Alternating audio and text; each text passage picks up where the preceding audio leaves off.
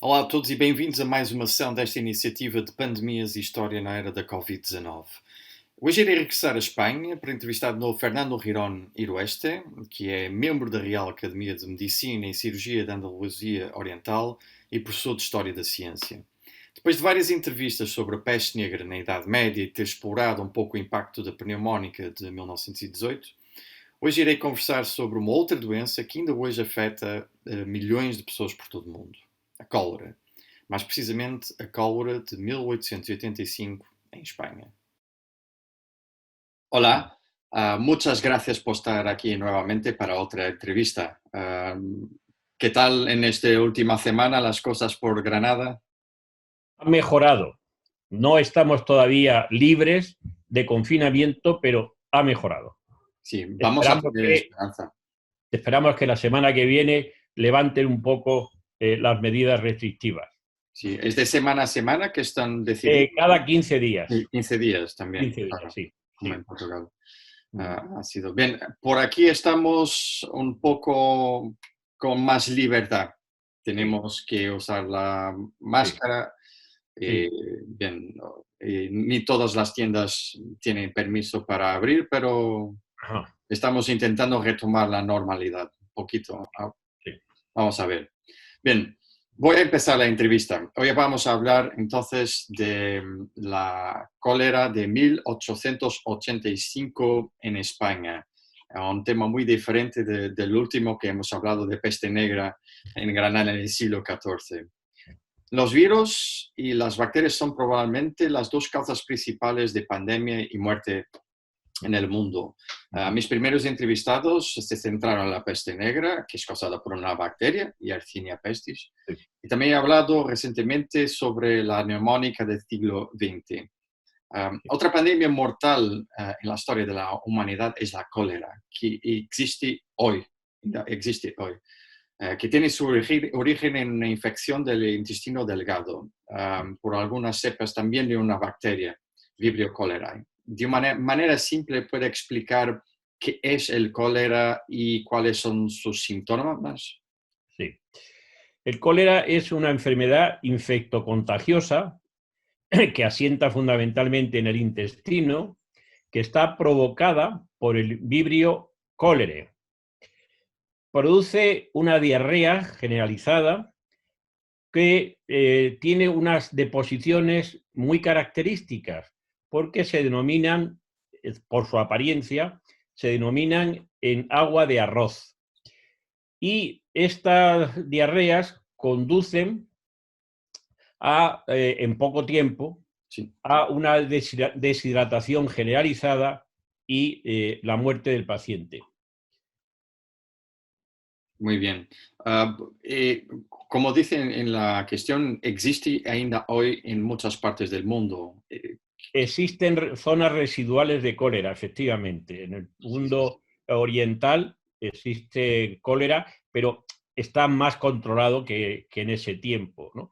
Aparte de que existen ya sistemas de hidratación importantes, antibióticos que pueden luchar contra el vibrio y, sobre todo, también una higiene más depurada, claro. Claro, claro que sí. Se cree que la pandemia de COVID-19 tuvo su origen en los murciélagos en China y que luego se propagó al pangolín y en última instancia a los humanos. ¿Qué sabemos sobre el origen de la bacteria que causa el cólera y cómo se propagó e infecta a las personas? Sí. El cólera se transmite por medio de las deyecciones humanas, es decir, las Mm. heces humanas, que por alguna circunstancia van a parar a el agua de bebida. Oh, Entonces, las personas beben ese agua que está contaminada con el vibrio colérico y, bueno, pues se enferma. En, en ciertos momentos, digamos, es imposible no beber agua, sobre todo en épocas de calor, y pues inmediatamente se enferma. Si pudiéramos prescindir del agua, pues sería otra cuestión, pero es un factor vital para la vida humana. muy bien. ¿Y sabemos algo un poco más sobre el origen de la bacteria? Como, si tiene algún origen tipo de otros animales en primer lugar o... Yo ese tema lo desconozco Mm, y en realidad lo que se sabe que es periódicamente durante el siglo XIX se fueron produciendo diversas epidemias que afectaron en mayor o menor medida a Europa, pero que siempre tenían como origen Oriente, donde era endémico, es decir, existía siempre y de una manera irregular pasaba a Europa en ciertas ocasiones. claro. El cólera y el COVID-19 son, claro, dos enfermedades completamente distintas y se propagan de manera diferente. Sí. ¿Qué sabemos sobre la forma en que entró en la península ibérica el cólera en el siglo XIX? Pues como norma general, la entrada del cólera se producía por medio de los puertos. Es decir, los barcos que venían con mercancías desde Oriente atracaban en estos puertos, puertos mediterráneos razonablemente, y de ahí se expandía de manera rápida por el interior de las poblaciones, llegando a zonas que evidentemente no tenían nada que ver con el puerto. Es decir, la epidemia de 1885, por ejemplo, se da en la zona de Levante, se da en Granada y también se da en Madrid, que no tiene relación con el mar. Pero, digamos, por medio de las personas que viajan, es relativamente sencilla, no tiene Mm, demasiado problema. ok, muy interesante. ¿Y hay conocimiento sobre la diseminación de los puertos para el interior? ¿Ha afectado más las ciudades o también el campo? En realidad por lo que yo sé, era una epidemia generalizada. Se Mm, extendió por todos los sitios, digamos, de una forma muy igual. El hecho de tener de propagarse por medio del agua es mm, un vector que hace que sea imprescindible beber agua y por tanto pues pueden contaminarse cualquiera que beba ese agua. interesante. En el caso de COVID-19, los gobiernos y las autoridades europeas tenían conocimiento del brote de una nueva enfermedad en otro continente Ujú. antes de que llegara a nuestros países. Sí. Y sin embargo, no todos los estados iniciaron una serie de medidas profilácticas para contenerlo. Ujú. En el caso de cólera, los gobiernos reaccionaron rápidamente ante el brote a finales del siglo XIX. Ujú. ¿Y cuál fue la respuesta estatal al brote de cólera? ¿Qué medidas han tomado? Sí. Bien, yo la epidemia de cólera que mejor conozco es la que sucede en Granada en 1885, porque tengo una información de primera mano. Hay un médico granadino que se llama Federico Loris, que escribe un diario y en ese diario va reflejando día a día qué sucede con la enfermedad del cólera. Federico Loris es un personaje muy interesante, fue catedrático de anatomía en Madrid y es uno de los primeros en ocuparse de la antropología en España. Y dentro de ella, sus estudios sobre las huellas dactilares son importantes porque hace un método que, como lo que en realidad es una modificación del que había hecho uno de los primeros en ocuparse del tema, que se llamaba Bucetich, en España y también en Hispanoamérica se conoce como método de Bucetich-Oloris, porque lo reformó lo simplificó en una palabra, lo hizo mucho más factible.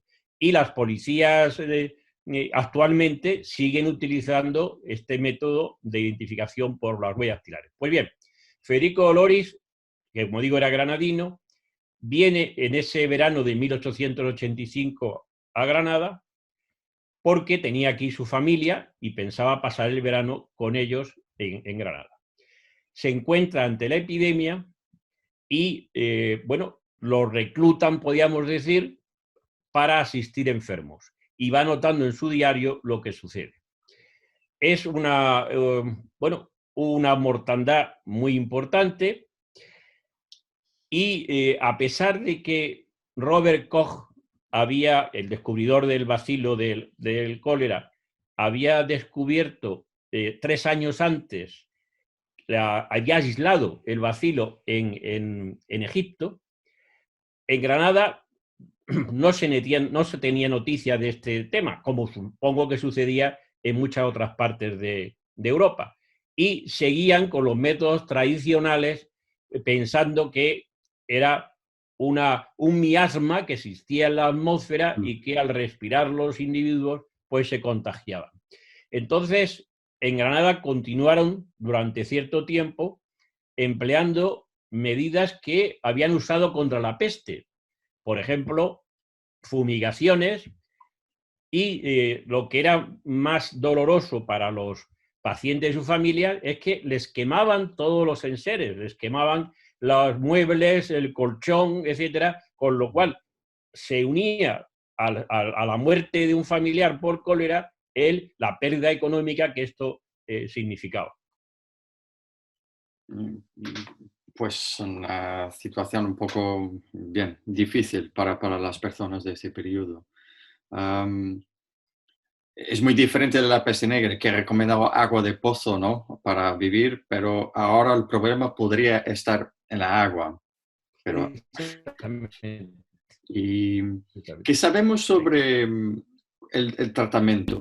Si inicialmente hubo dificultad de identificar la enfermedad, ¿cómo han hecho el salto para conocer la enfermedad y cómo los médicos lo controlaron para que no se extendiera aún más? Sí. Bueno, debo decir que ya había una cierta experiencia sobre el cólera. No pasaba igual que sucedió en la peste de 1348, ni ahora con el COVID. Es decir, se tenía experiencia con el cólera. Había habido la primera epidemia en 1834 y otras sucesivas, por ejemplo, la de 1855. Por tanto, había una cierta experiencia.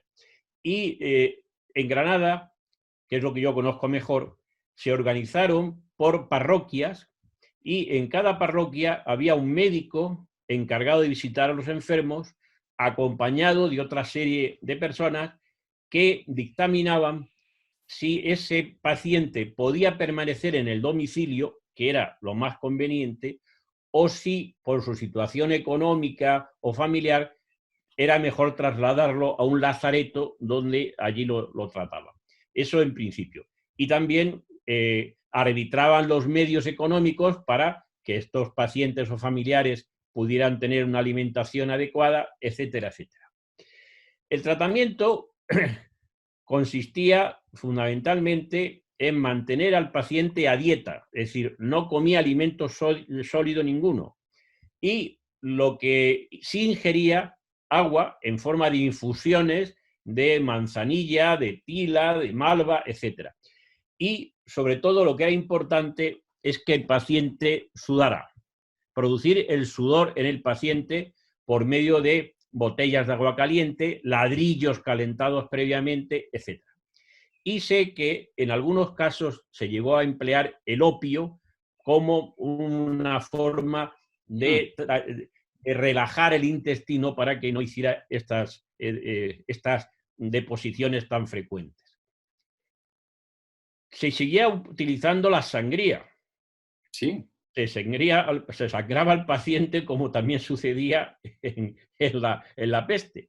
Lo que sucede es que en este tiempo lo que se empleaba eran sanguijuelas, es decir, unos animalitos que colocados encima de la piel chupan la sangre del paciente, bueno, produciendo también una especie de sangría terapéutica, que era importante. Aunque he de decir que ya esta sangría y este uso de las sanguijuelas no tenía tantos partidarios como en las ediciones anteriores de estas epidemias. Es decir, de esta epidemia ya hubo más detractores que favorecedores de esta técnica.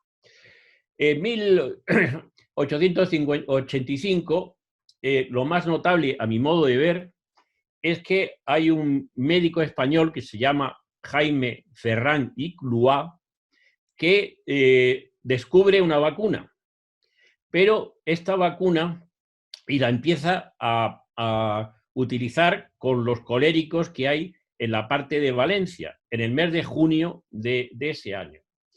Lo que sucede es que Ferrán utilizaba gérmenes vivos, con lo cual también se daba la circunstancia de que en ocasiones el paciente moría porque le habían inoculado la bacteria porque estaba viva. Esta vacuna el gobierno español la prohibió porque evidentemente había casos que morían y era, digamos, desaconsejable. Granada envía a Valencia a un catedrático de medicina que se llamaba Eduardo García Solá, que llega allí, observa al microscopio la presencia del germen y observa cómo se vacunan los pacientes. Vuelve a Granada, hace un informe, pero no lo aceptan y siguen tratando a los pacientes por las medidas que hemos dicho antes, sin tener en cuenta que era efectivamente producto de una bacteria. Fue, bueno, una ocasión perdida, podríamos decir, que se podría haber evitado una gran cantidad de muertes. Claro, muy interesante. En todas las pandemias hay siempre la tentativa de encontrar la cura, el milagre. Sí. En este caso, claro que la vacuna ha tenido otras consecuencias inicialmente. Claro. Pero es muy interesante que han intentado todo tipo de, bien, lo que tenían como el opio, que era típico también del siglo XIX para intentar ultrapasar la enfermedad. Y las dietas también son aspectos muy... Porque ainda hoy, en el caso del COVID-19, hay quien que hable que el limón, la lejía, ajo, otras cosas que son buenas para combatir las... Yo he observado que en el periódico local de Granada, que se llamaba El Defensor de Granada, todos los días que duró la epidemia había fórmulas mágicas para curar la enfermedad, fórmulas recomendadas por los médicos más extraños, e incluso, bueno, pues remedios que eran absolutamente perjudiciales, como podría ser esto que hemos leído o visto de la lejía, ¿no? Una inyección intramuscular o intravenosa peor de lejía, lo que hace es colapsar el sistema circulatorio, ¿no? Sí, interesante. Una cuestión que tengo, estaba pensando ahora en el caso del diario de Federico Loris. Sí. ¿En algún momento tiene dudas sobre los tipos de tratamiento o sobre... ¿Habla en algún momento que te recuerdas de eso? El caso de Oloris es muy, muy particular. Bueno, el conocimiento sobre Oloris nos viene por su diario, que está propiedad de la Universidad de Granada, que hemos trabajado un profesor de anatomía que se llama Miguel Guirao y yo, y que abarca muchos años, es decir, no solamente este año en 1885. Entonces, en el año anterior, en 1884, él asiste a unas lecciones que da un, llamaríamos hoy, microbiólogo en Madrid, en el Hospital de San Juan de Dios. Y él ve allí las demostraciones de las bacterias, cómo se mueven y cómo funcionan. Pero, sin embargo, él es reacio a pensar que ese es el productor, el germen los gérmenes son productores de esa enfermedad. Y sigue hablando de, bueno, pues unas mercancías adulteradas que han llegado a Valencia, por ejemplo, de unos barcos franceses que traen pieles en mal estado. Es decir, no asocia exactamente la enfermedad con el bacilo, con el virión colérico. Es, digamos, una dualidad. Es decir, él tenía posibilidades mejores que nadie para conocerlo, pero la tradición existente sobre lo que eran las enfermedades epidémicas, pues puede más que él y, digamos, no se deja convencer por los que propugnan esta idea de que es un germen el que produce la enfermedad. Claro, muy Él interesante. no era un microbiólogo, él era un anatomista y un antropólogo que hacía, pues, estudiaba los cráneos humanos, es decir, él no está muy relacionado con el tema de la enfermedad, eso es cierto. Bien, gracias. Una otra cuestión, porque está un poco relacionada, porque esos han sido tiempos de tentativa y error, de innovación Mm. médica también. Y fue durante lo, lo que ha habido durante un brote de cólera en el Reino Unido que un médico inglés llamado John Snow Mm. descubrió cómo se propagó la enfermedad. Mm. ¿Puede explicarnos cuáles fueron sus hallazgos y cómo su trabajo sentó las bases para el Sí, nacimiento de la epidemiología moderna? sí, este médico británico hizo un estudio que es modélico en su tiempo, me parece recordar que es en 1884, y vio que alrededor de los pozos que existían aparecían los enfermos de cólera distribuidos pues, exactamente según estaban los pozos. Él hace un mapa y los va localizando, y este mapa podríamos decir que es el inicio de alguna manera pues en la historia de la epidemiología como una base a seguir en estudiando la forma de contagio de estas enfermedades razonablemente. Muy interesante. Uh -huh. Eso es siempre esencial, buscar la origen Claro, claro, de las claro, enfermedades. claro. Y hoy estaba leyendo un artículo que recúa un poco el principio, el inicio de COVID para inicios de octubre, creo, Sí, que es un poco más temprano que sí, otros estudios. sí. La teoría de conspiración dice que es un laboratorio chino que ha producido la pandemia, pero pues Bueno, no lo sabemos. dejémoslo ahí, dejémoslo ahí Sí, sí, sí, sí, sí. sin entrar en detalle. Una otra cuestión que es relacionada con los efectos de la pandemia. Sí, Hoy la COVID-19 mantiene a las personas en casa, mm, las tiendas y sí, servicios cerrados y las personas tienen mucho miedo sobre su futuro. sí. Am, de su conocimiento sobre el brote de cólera del siglo XIX, ¿hubo medidas semejantes o no, puntos de contacto entre las dos? Sí. Bueno, lo que yo conozco, que es Granada 1885, sé que se cerraron las iglesias y que se prohibieron las aglomeraciones de muchas personas. Como era en verano, no había estudiantes, por ejemplo, la universidad no funcionaba, lo cual pues era, digamos, una ventaja. Pero hubo un cierto carácter, si no de confinamiento, por lo menos de evitar que se agruparan muchas personas.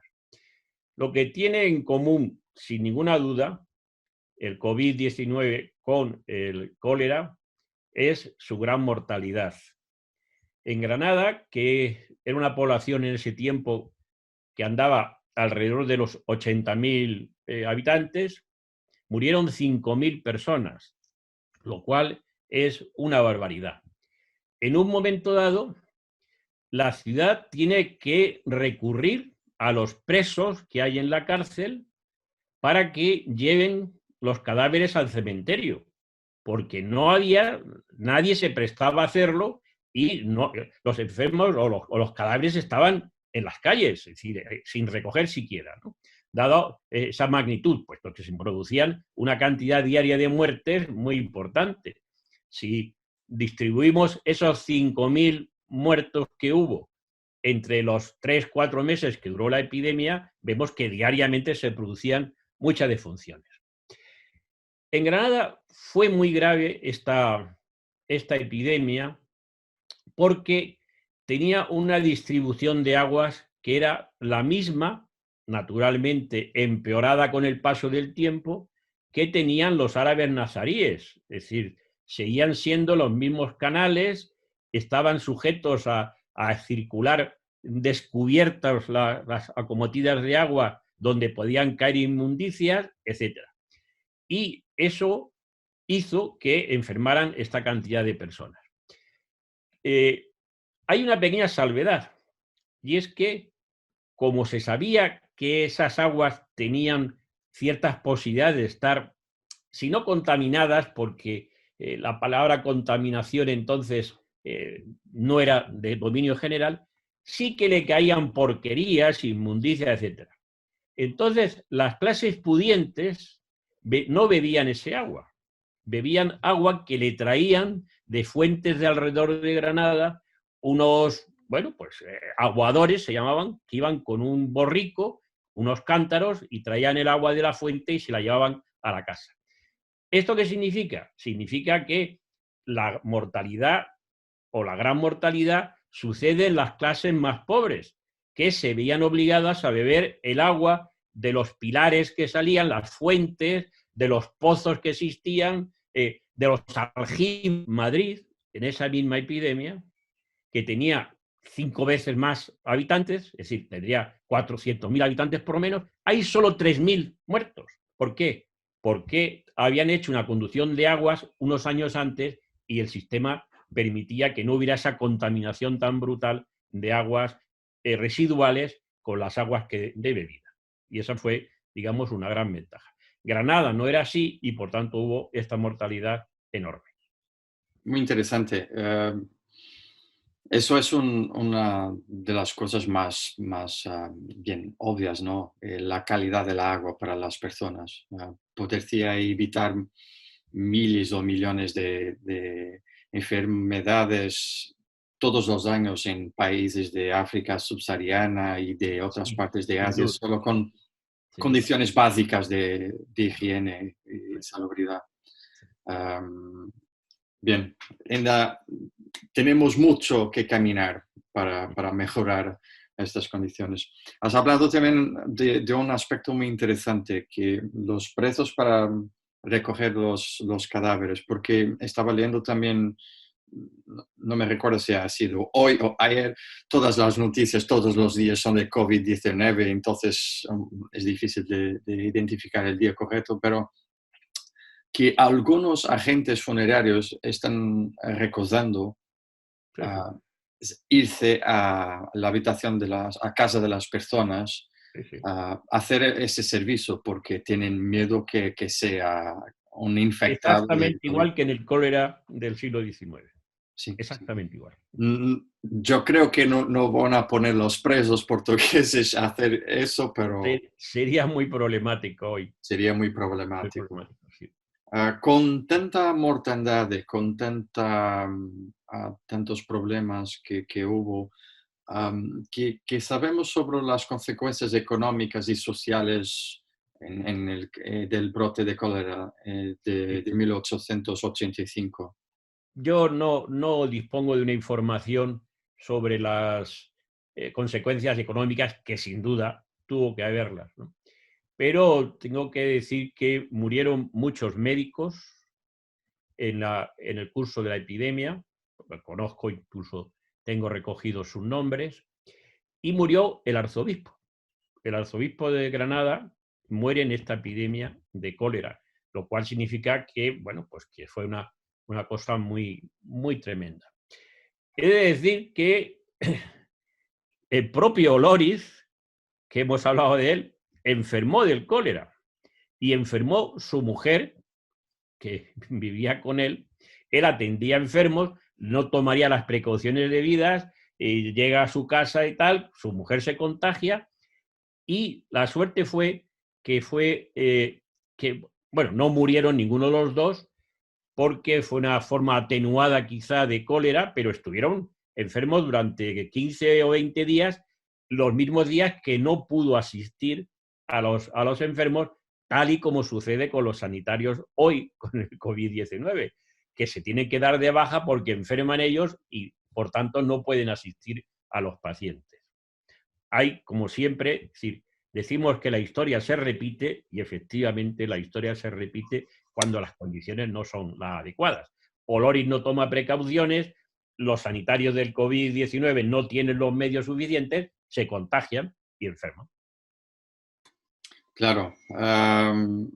Bien, la historia de humanidad está llena de tragedias de grande dimensión causadas por estas pandemias. Es siempre importante tener conocimiento del tipo de enfermedad, de cómo se han propagado, qué consecuencias sociales y económicas han tenido.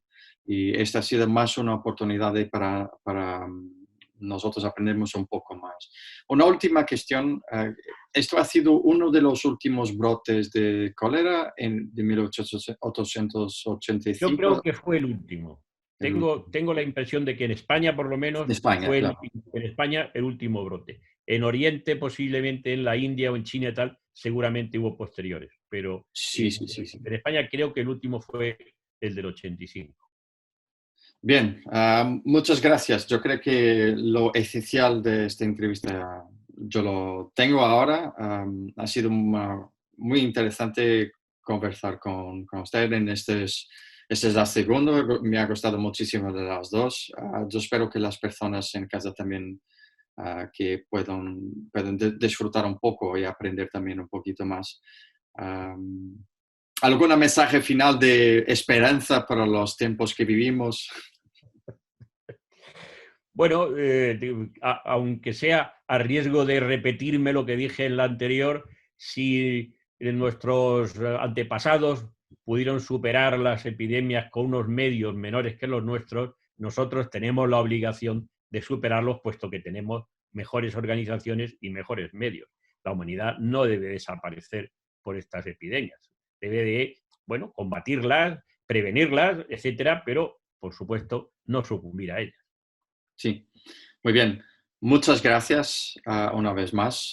Muito obrigado a todos os que estão a assistir. Espero que gostem destas entrevistas que têm sido feitas. Deixem os vossos comentários, quer no blog, quer no canal do CITSEM. As próximas virão já a seguir. E até breve. Obrigado. Muchas gracias.